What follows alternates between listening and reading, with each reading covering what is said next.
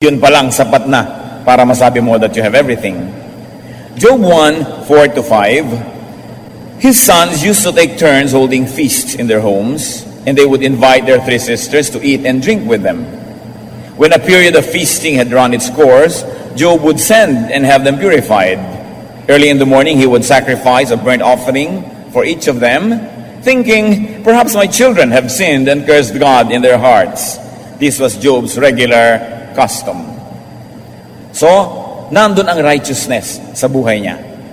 Pag nagpepiyesta ang kanyang mga anak, ay naglalagay agad siya ng isang offering, alang-alang sa mga yon na baka sakaling nalingat at nalibang ay nagkasala sa Diyos. So Job, who had everything, had God, had children, and of course he had a wife, though up to this point is not named, and he had great wealth, as we already know. Therefore, he had a very good name. He was called the greatest man in all of the East. He had prestige. Obviously, because there's no mention of any illness, he had good health. A man who was at the top of the world, and he had knowledge and wisdom. How can you have wealth if you are not knowledgeable and wise? And much more, how can you maintain wealth if you were not knowledgeable nor wise? Lahat na yata na pwedeng hanapin ng isang tao ay nasa kanya. Magandang relasyon sa Diyos, maraming mga anak, kayamanan, magandang pangalan, kalusugan ng katawan, etc., etc. But Job would suffer a reversal. Magkakaroon po ng pagbaligtad ang takbo ng kanyang mundo, maiiba.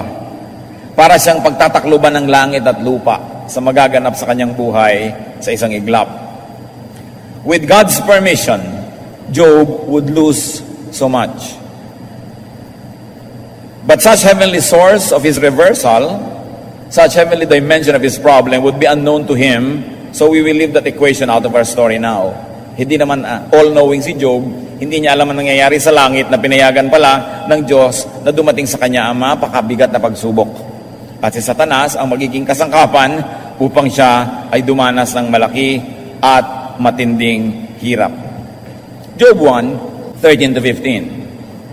One day when Job's sons and daughters were feasting and drinking wine at the oldest brother's house, a messenger came to Job and said, the oxen were plowing, the donkeys were grazing nearby, and the Sabaeans attacked and carried them off. They put the servants to the sword, and I am the only one who has escaped to tell you. So isang araw na nagkakaroon ng kasiyahan ng kanyang mga anak, masaklap na balita ang dumating. Job lost 500 yoke of oxen, 500 pares ng kanyang mga alagang hayop, 500 mga buriko or donkeys, and many servants who were taking care of the animals were lost. Sinalakay sila ng mga matatawag natin ngayong mga tulisan, pinaslang ang mga katulong, tinangay ang mga hayop na alaga. Job 1:16. While he was still speaking, another messenger came and said, the fire of God fell from the sky and burned up the sheep and the servants, and I am the only one who has escaped to tell you. Hindi pa man lang napapagot ang masamang balita at hindi pa natatapos magbalita yung nagdala ng kwentong ito, dumating ang isa pang katulong at isa pang masaklap na balita ang kanyang daladala. Hindi naman tao ngayon ang pinagmulan ng dilubyo, galing sa langit umulan ng apoy, natupok ang mga tupa na alaga ni Job.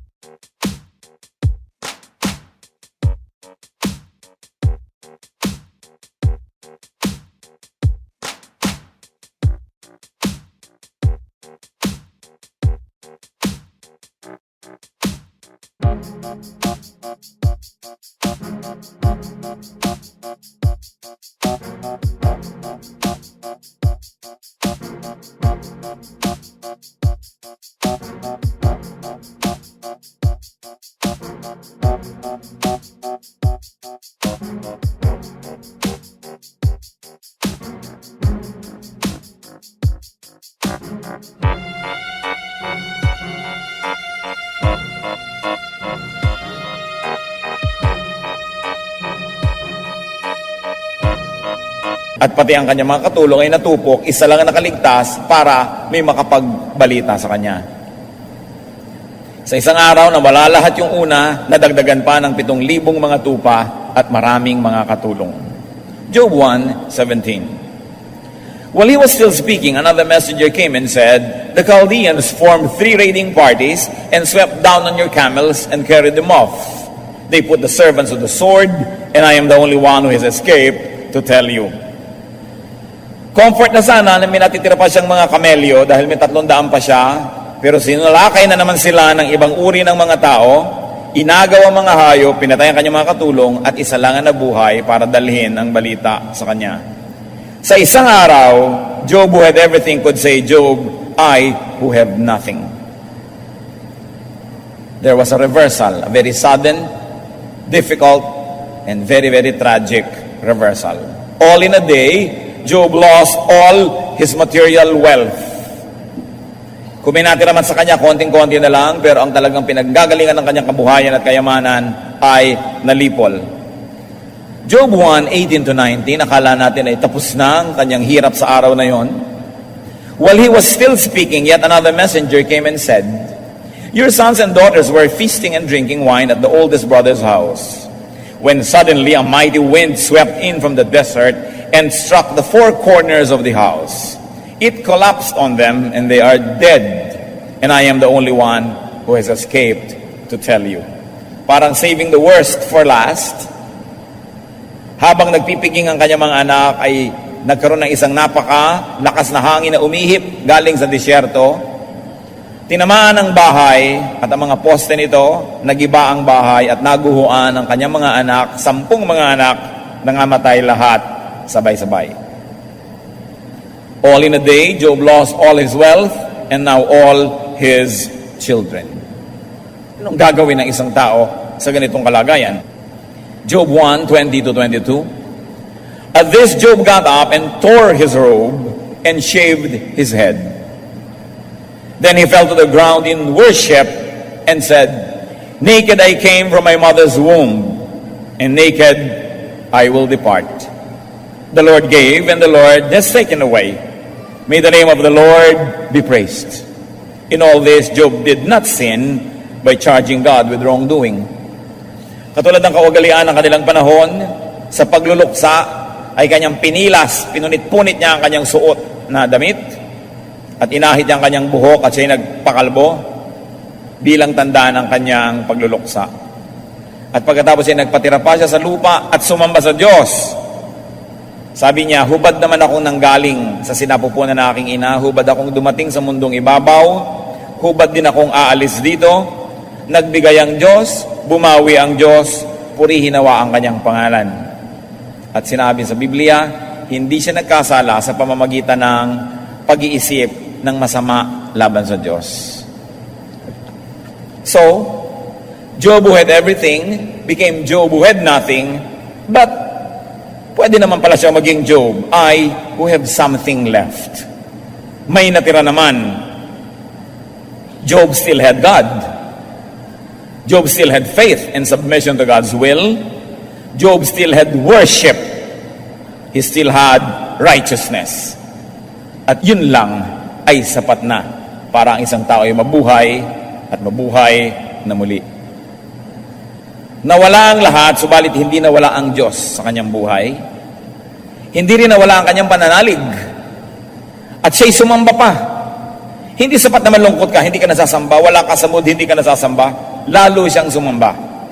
At pinarangalan pa niya ang pangalan ng Diyos. Tinanggap niya na bawian man siya hindi bale, nakahiram naman siya. Wala naman siyang dala sa mundo, so anong isasama ng loob niya na mawala uli siya ng bitbit? Kung sakali mang sa kamatayan ay mahirap siya at walang-wala, ipinanganak naman siyang wala rin namang dala. Yan ang napakagandang katangian ni Job na naging lakas ng kanyang kahinaan, naging liwanag ng kadiliman ng kanyang buhay. Pero hindi pa sapat yon. Job 2:7. Satan afflicted Job with painful sores from the sole of his feet to the top of his head. Nagkaroon siya ng mga bukol, mga galis, nagkaroon siya ng mga kung ano-anong sakit sa balat, na masakit na, mahapdi, ay ubod pa ng kati. At ang mga sugat na ito, pag nagnanaknak, pag kumakatas, ay gustong-gustong dapuan ng langaw, sapagkat ang mga langaw ay nangingitlog sa anumang bahagi ng taong mainit at basa. Kaya mga Arabo ay mga nakabelo dahil nangingitlog ang langaw sa kanilang mata. Isang dapo makakapangitlog. Sa katunayan, maraming mga Arabo na may mga uod na nakatira sa loob ng mata nila sapagkat doon nag-itlog ang mga insekto. Dahil sa kakulangan ng moisture, pati ikaw, iitlogan ka ng mga sari-saring hayop. Ito ang naranasan niya. Pagkasakit-sakit, pagkakatik-kating mga sakit sa balat, mula sa kanyang anit sa tuktok ng ulo hanggang sa talampakan. Job 2, 8-10. Then Job took a piece of broken pottery and scraped himself with it as he sat among the ashes. His wife said to him, "Are you still holding on to your integrity? Curse God and die." He replied, "You are talking like a foolish woman. Shall we accept good from God and not trouble?" In all this, Job did not sin in what he said. Ano ang naging tugon ni Job sa kanyang napakakating kalagayan?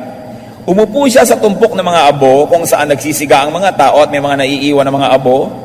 At marahil yun na ibinudbud niya sa kanyang katawan upang huwag siyang dapuan ng kutakot-takot na insekto. At naniniwala din ang mga tao noong unang panahon na may disinfectant quality ang abo. At sa kati ng kanyang balat ay minakita siyang bahagi ng isang basag na palayok. At ito ang pinangkamot niya at pinangkuskus niya sa napakakating mga sugat sa kanyang katawan. Ang opening remarks ng kanyang asawa sa kwentong ito, so far ngayon pa lang natin siya maririnig,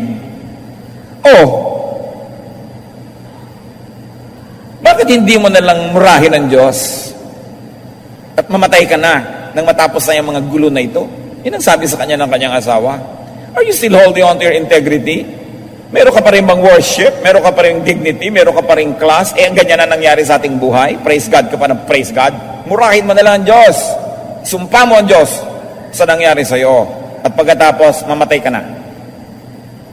At siya ay nangatwiran sa kanyang asawa. Sabi, bakit yung magsasalita ng ganyan? Para kang isang babaeng hangal. Hindi ka ba isang babaeng marangal? Ikaw si Mrs. Job. Tagal-tagal natin ditong prestigious, ang yaman-yaman. Bakit ganyan ka? Para kang palengkera. Sabi niya, you're talking like a foolish woman. Ano bang gusto mo? Yun na lamang mga ibig natin at tanggapin natin sa Diyos. At kung may ipadala siyang hindi natin gusto, isusumpa mo na agad ang Diyos. At sinabi sa Biblia, hindi nagkasala si Job sa pagbuka ng kanyang bibig, pagamat sobra ang hirap ng kanyang katawan. Balikan natin, dahil sa nangyari, bumalik tayo sa Job, ay who have nothing. Now, Job lost his health. It was not enough that he lost his wealth, that he lost his children. Now, Job loses his health, his physical comfort, his strength. Palapit ng palapit sa kanya yung sakit, yung hirap. Sasabihin ba, hindi bale, malayo sa bituka. Pero ito, palapit ng palapit. Nasa katawanan niya ngayon yung buong hirap. And obviously, he lost his wife dahil hindi na niya kakampi ang kanyang asawa. Siguro, nung payaman siya ng payaman, darling ng darling sa kanya, honey, love, moi. Pero nung wala na siyang pera, hindi ka nalang mamatay. Ang sabi ng babaeng ito, no? So nawalan na rin siya ng asawa, nawalan siya ng kakampi. Kaya pala hindi kinuha ni Satanas ang babaeng ito, hindi kasamang naguhuan, no? Dahil magiging kapartner niya sa pagpapahirap dito kay Job. And obviously, because of this and his skin diseases, he lost his prestige. Wala nang natira doon sa tao. Dangal naman ay wala nang natira. Bagamat yung dangal niya sa kanyang kalooban nandun pa rin, pero sa tingin mo sa labas, parang wala nang natira. Dati nakaupo ito sa mga kutsyon, naliligiran ng mga pumapaypay, nilalagyan ng mga lotion, fino-foot spa, fino-foot scrub, hine-exfoliate, no? Hine-head massage. Dahil si Job yan ang yaman. Ngayon, abo ang kanyang inuupan, at pati ang pangkuskus niya sa kanyang balat, mga basag na palayok. So, sabi niya, huwag kang ganyan, para kang isang hangal na tao kung magsalita. So Job, meron pa naman natira. Pwede pa sabihin, I who have something left. Because Job still had reason. He still had wisdom. Hindi nakapasok sa utak niya ang sakit. Hanggang balat lang. Nagkaroon pa siya ng magandang pangatwiran. At meron pang natirang kayamanan sa kanya, mga kapatid. He had a piece of broken pottery. For his comfort and relief. And also the ashes. Yung dati siguro, tinitisod-tisod lang niya, hindi pinapansin-pansin, isa ngayong malaking bagay sa kanyang buhay, abo at basag na palayok. Job 2:11-13. When Job's three friends, Eliphaz, Bildad, and Zophar, heard about all the troubles that had come upon him, they set out from their homes and met together by agreement to go and sympathize with him and comfort him. When they saw him from a distance, they could hardly recognize him. They began to weep aloud, and they tore their robes and sprinkled dust on their heads. Then they sat on the ground with him for 7 days and 7 nights. No one said a word to him because they saw how great his suffering was. So, Job, I have something left. He still had friends and he had company. Tatlong kaibigan niya na nanirahan sa malayo, si Eliphaz, si Bildad at si Zophar, ang nag-text sa isa't isa, have you heard of what happened to Job? Magkita tayo sa Starbucks at sabay-sabay tayong pumunta. Kita-kit sila. Sabi, tayo'y makikiramay. So sabay-sabay silang dumating at malayo pa lang, hindi nila nakilala si Job. Kahit napalapit na at nung kanilang makilala ay sila ay umiyak, nanangis sila. Pinilas din ang kanilang mga damit dahil sobrang kalunos-lunos ang inabot nilang eksena. Napaka-indiscreet naman ng mga ito, no? Di ba tayo naman, kahit may dadalawin kang nangayayat, hindi ka naman nagpapalatang, ba't ganyan ang itsura mo? Medyo kino-comfort mo, ba't nagmamaang-maangang kang nangayayat siya? Sila talaga, bakit ka nagkaganyan? Sobrang lungkot ang inabot ng magkakaibigan. Wala silang masabi. So nanahimik sila, umupo doon 7 araw at 7 gabi kasama ni Job sa tumpok ng mga abo.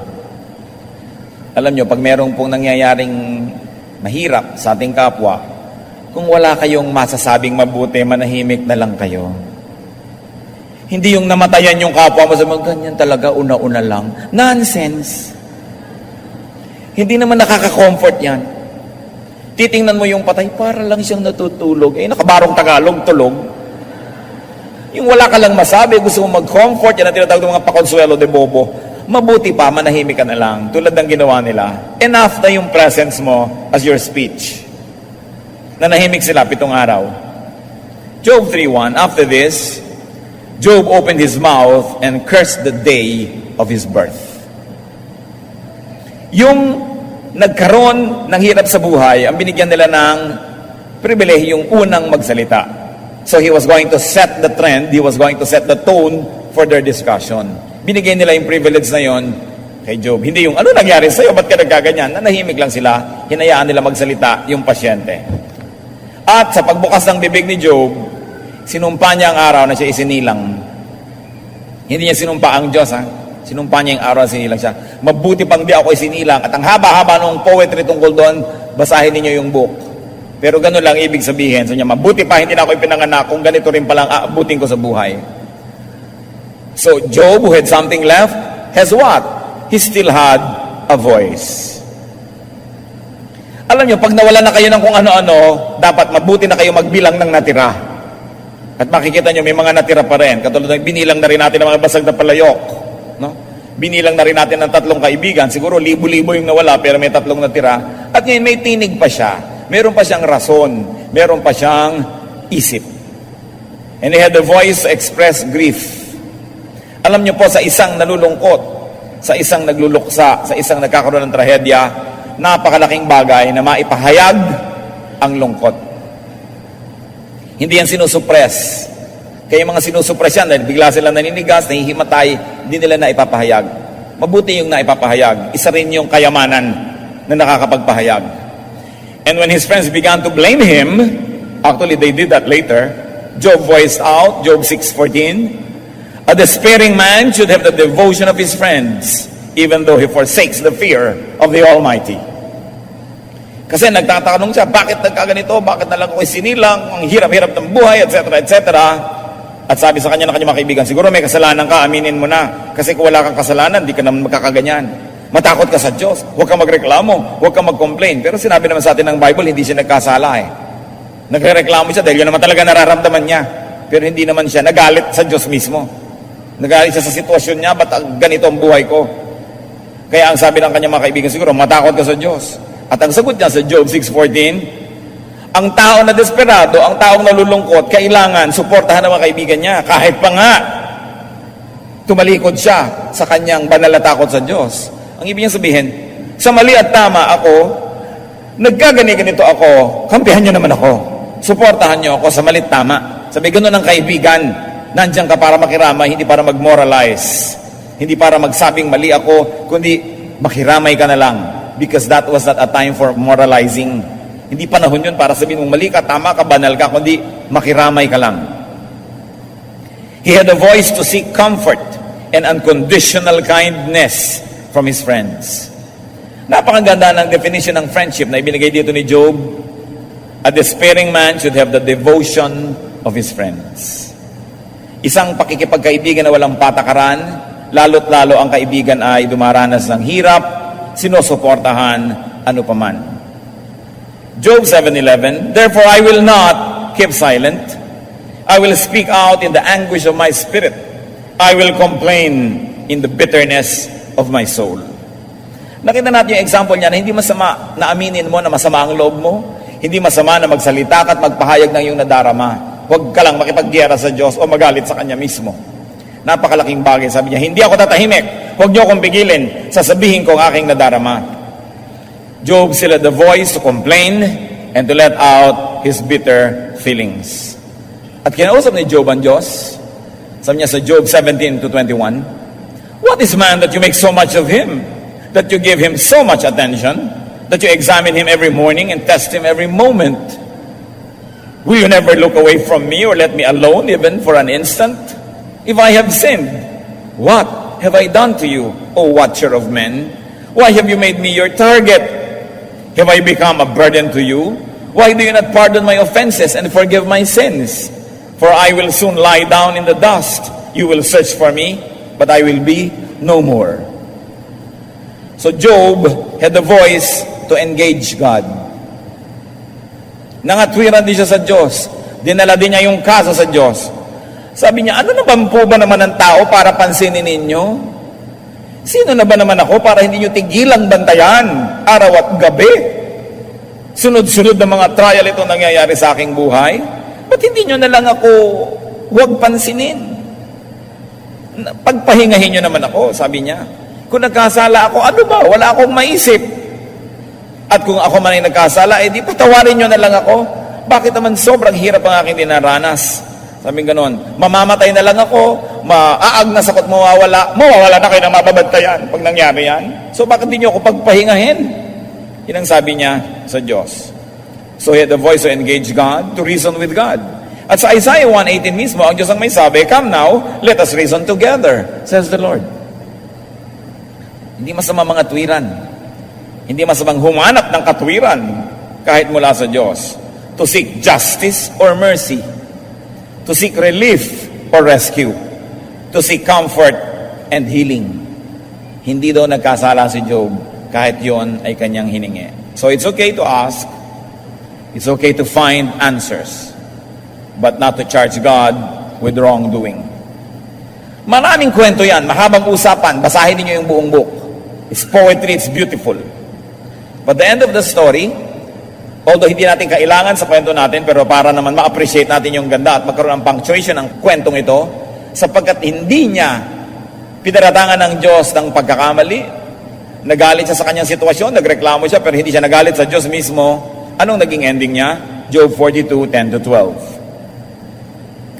After Job had prayed for his friends, the Lord made him prosperous again and gave him twice as much as he had before. All his brothers and sisters and everyone who had known him before came and ate with him in his house. They comforted and consoled him over all the trouble the Lord had brought upon him, and each one gave him a piece of silver and a gold ring. The Lord blessed the latter part of Job's life more than the first. So matapos ang mahabang kwentuhan nila, matapos ang mahabang pangangatwiran at pagtatalo niya sa mga kaibigan, pinagpala siya muli ng Diyos na doble pa ang lahat ng kanyang kayamanan. Nagdatingan yung kanyang mga kapatid, nagbigay ng kanyang mga singsing, hikaw, mga alahas, nagkaroon siya uli ng puhunan, yumaman siya uli. And to make a long story short, nagkaroon na naman siya ng maraming mga anak na higit pa raw magaganda kaysa doon sa mga nauna na namatay. Now, what are some lessons from Job's pain and comfort? Dapat naman may matutunan tayo dahil sobrang lungkot ng kwento, bagamat naging masaya ang ending. Life can have reversals. Isang katotohanan ng buhay. Maaring biglang mabago ang lahat. Maaring sa gitna ng tanghaling tapat ay dumilim at magkaroon ng bagyo sa buhay ng tao. Ang kayamanan ay maaring maging kahirapan. Ang kalusugan ay maaring maging karamdaman. Ang buhay ay maaring maging kamatayan. Yung pagiging sikat ay maaring pagiging lubog. Life can have reversals. Often, suddenly. Ang reversals, kumisan ay bigla-biglang nangyayari, hindi halos mapaghandaan. So ano ang isang leksyon ng buhay sa ganyan? Enjoy the good times. When the times are good, enjoy. Because you are not sure, a reversal might suddenly happen. Another lesson is to be ready and accept the not so good times. Yung mga hindi nagkakasakit ng malubha, yung mga hindi nalalagay sa sobrang panganib, yung mga hindi sobrang naghihirap, kumisan, ang tingin nila sa araw-araw pareho lang boring. Pero yung mga nakakaranas ng sobrang pagkakasakit, pag gumagaling-galing at nakakakain uli, isang gloria ang kumain ng pagkain. Isang kaligayahan ng manungaw at tumingin sa araw na sumisikat. People who almost died in their experiences never fail to appreciate every day the little things. Yung mga sobrang naghihirap, ang nagiging appreciate nila sa konting ginhawa, napakalaki. Kaya kuminsan yung mga galing sa hirap na guminhawa, enjoy na enjoy sa kanilang ginhawa. Pero yung mga anak nila na lumaki na sa ginhawa, reklamo ang alam sa buhay, hindi marunong magpasalamat kasi hindi nakaranas ng hirap. Yung mga nakulong, enjoy na sila ilaya. So si Job, sa hirap na dinanas niya, siguradong lalo niyang na-appreciate yung pagbangon niyang muli. Pag kayo'y walang sakit, ang mga mahal niyo sa buhay ay walang malubhang sakit, yun palang ipagpasalamat niyo na. Meron kayong ganang kumain, kahit hindi niyo nakakain lahat ng putaheng gusto niyo, ipagpasalamat niyo na.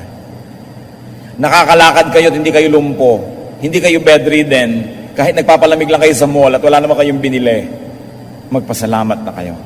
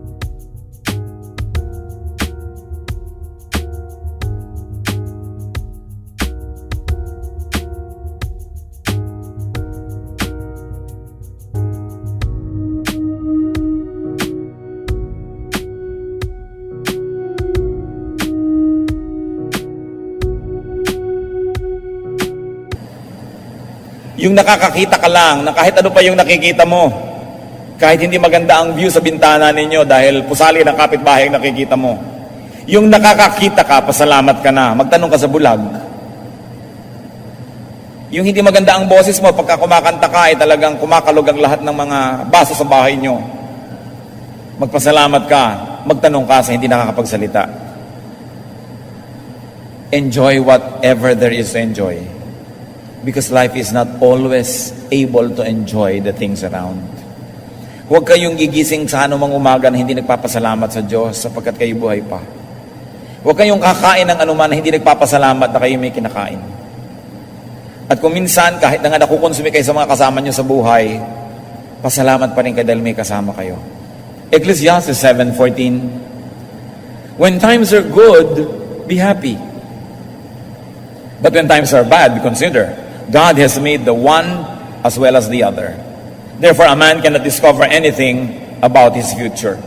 Hindi mo alam kung bukas enjoyable ang buhay or not. Now you have an opportunity to enjoy it now. Kung dumating bukas ang hindi enjoyable, tanggapin mo rin. Sabi, lahat yan ay galing sa Diyos. Masarap mat hindi, maginhawat hindi, nandyan yan dahil pinayagan niya ng Diyos. So dapat tanggapin ng tanggapin. Ang importante, kung ikay naghihirap, huwag kang magsisi na may mga panahon na dapat sanay, nagsaya ka naman, pero pinili mo pa rin maghirap. Meron kayong party, nagkikilljoy ka, ayaw mong makisali. May kainan, ayaw mong kumain. Ngayon, pagka nagtaggutom, sising-sisi ka, bakit ba hindi pa ako nakakain ng pagkain? So dapat, kung meron panahon ng kasiyahan, huwag mo nang papalakihin ang mga problema, sama ng loob at inis. Makisaya ka. Kasi hindi mo alam kung kailan uli yun o kung darating pa ba uli sa iyong buhay. Sabi ni Solomon, when times are good, be happy. When times are not good, accept it also. Lahat yan galing sa Diyos. Tulad na sabi ni Job sa kanyang asawa, you talk like a foolish woman. Gusto mo piliin mo lamang ang tinatanggap mo mula sa Diyos? Kung ano ipadala niya, tanggapin natin. At mga kapatid, kung na-reverse ang situation ni Job from wealth to poverty, tatandaan nyo, a bad situation can also be reversed. Hindi lang naman yung good ang magiging bad eh. Yung bad din pwede maging good. Kasi lahat pwedeng mapalitan. Sabi nga nila, pag umikot ang gulong ng buhay, maaaring mapalitan ang lahat. So kung ikaw ngayon good, pasalamat ka. Pag dumating yung bad, pasalamat kang nakaranas ka na ng good ang buhay mo. Ngayon, kung bad ang buhay mo ngayon, umasa ka na mapapalitan yan. At ngayon, huwag mong inisin ng Diyos. Huwag kang makipagkagalit sa Kanya, huwag kang magkasala para ma-reverse din ang iyong situation. What is important here is to always hope. Siguro naman wala nang darana sa atin ang higit pa doon kay Job, pero hindi siya nawalan ng pag-asa. Psalm 42 verse 5, why are you downcast, O my soul? Why so disturbed within me? Put your hope in God, for I will yet praise Him, my Savior and my God. So kinakausap ang sarili. So, ikaw kaluluwa ko, spirito ko, mukha ko, bakit ganyan samba ko lang mukha mo? Bakit ka naninimangot? Bakit ka naglulungkot-lungkot dyan? Sabi ko, umasa ka sa Diyos. Pupurihin ko pa ang Diyos kahit anong nangyayari. Dahil kung may masama nang nangyayari sa inyo, alangan naman sundin nyo yung payo ni Job na murahin niya ang Diyos, sumpahin niya ang Diyos. Hindi lalong nagkagulo-gulo yan. Kaya mas magulo na nga ang buhay, mas humanap ka na maipupuri. Pray. Worship. Hindi ni-neglect ni Job ang pag-worship niya kahit dilubyo ang dumadating sa kanyang buhay. Do what can be done. Keep your faith. Reason out with God. Reason with your adversaries. And scrape yourself with your broken pottery. Find comfort in anything that becomes available to you. Other lessons from the pain and suffering of Job is that many things like wealth, health, and people can be lost. But pain and suffering can be met with and can be overcome by continuing faith and hope in God. Kayamanan, kalusugan, kapwa, tao sa ating paligid, lahat yan ay maaaring mawala. But, in spite of this, you can have the ministration of friends. Salamat naman, dumating kay Job si Eliphaz, si Bildad, si Zophar, at nakiramay sa kanya. What is important is to hold on to God, especially in hard times. Of course, mentioning the three friends of Job, it's important in life to make and to keep friends. Yung kaibigan nyo na, huwag na kayo makikipag-away pa, naging kaibigan nyo na nga eh. Sayang naman kung ang magiging ending, kaaway nyo pa. Nag-invest na kayo ng panahon, ng pag-ibig, ng pakikitungo, pakikisama, tapos makakaaway nyo lang, sayang. Make and keep friends. Proverbs 18:24, there is a friend who sticks closer than a brother. Yung mga kaibigan daw na nadadaig pang mga sarili nating kapatid sa laman sa pag-ibig sa atin. So ang tao dapat, you are making friends, cultivating friendships. But of course, the best way to make friends is to be a friend yourself. Proverbs 27:10, better a neighbor nearby than a brother far away.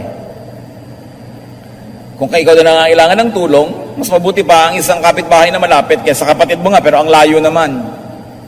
Lalo ngayon tayo, napakarami mga overseas Filipino workers. Ang dami mo ngang anak, wala namang lahat. Ang dami mo ngang kapatid, wala namang lahat. So mabuti may mga kaibigan. At mabuting nakikipagkaibigan sa kapitbahay. Only foolish people quarrel with their neighbors because your neighbors will torture you. Kailangan nakikipagkaibigan sa kapitbahay kasi ang laki na influensya niyan sa quality of life mo araw-araw. So kung wise ka, makipagkaibigan ka, huwag ka makipag-away. Dahil kahit pa nga, mas mayamang ka dyan o mas malakas, kaya ka pa rin niya inisin. So, makipagkaibigan sa mga kapitbahay. And be a friend. Especially to a Job. May kilala ba kayo mga kapatid na dumaranas ng sobrang hirap?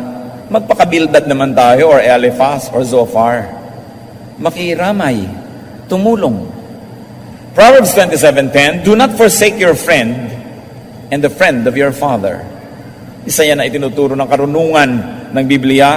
Huwag talikuran ng iyong kaibigan. Ibig sabihin yan in times of need.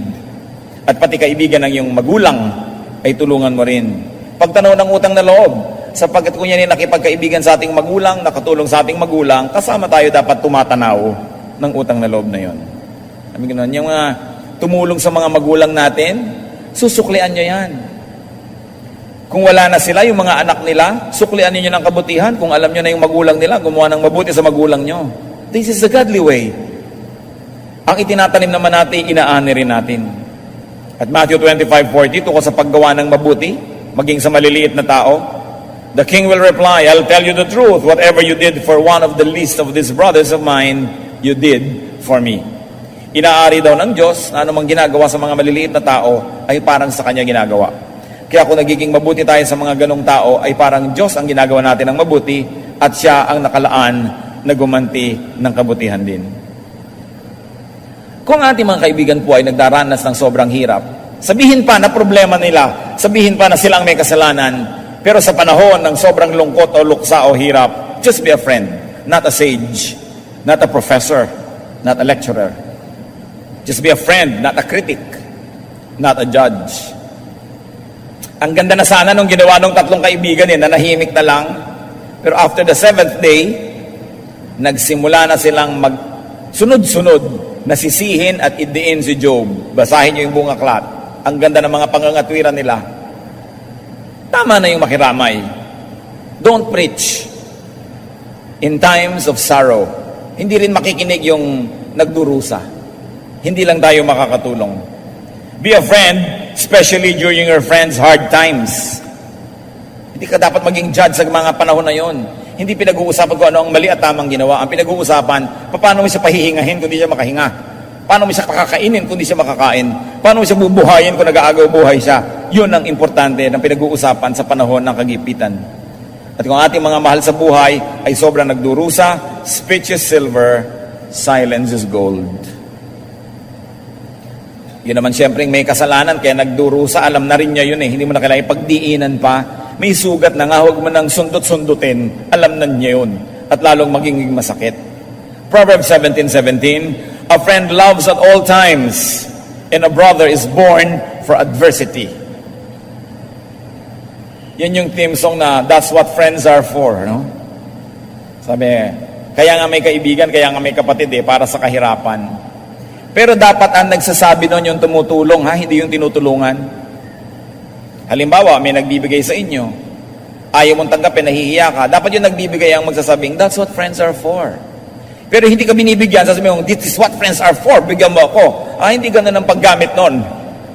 Ang nagsasabi niyan ay yung tumutulong. God knows His business.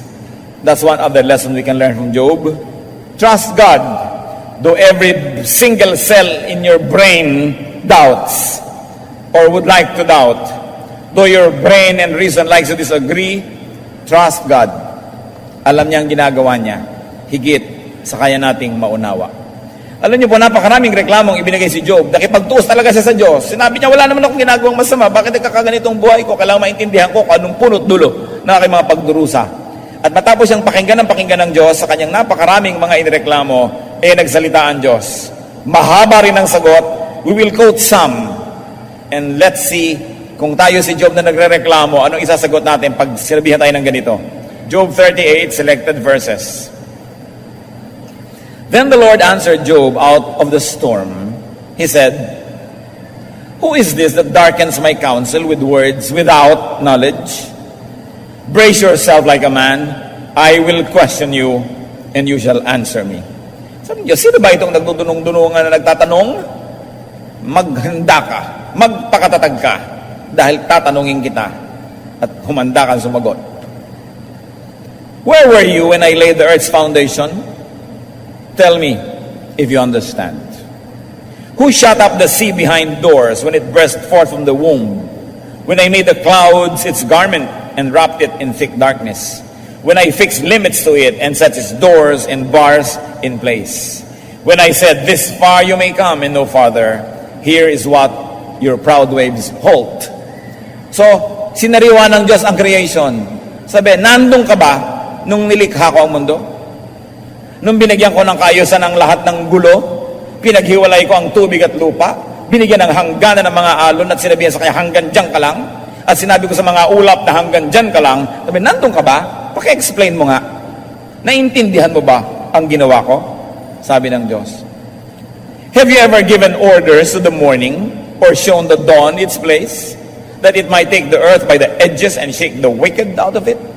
Ikaw ba nagpapasikat ng araw? Naiintindihan mo ba kung paano nangyayari ang lahat ng mga bagay na yan? Tatanong-tanong ka. Have you journeyed to the springs of the sea or walked in the recesses of the deep? Have the gates of death been shown to you? Have you seen the gates of the shadow of death? Sabi, nalusong mo na ba mga pusod ng dagat?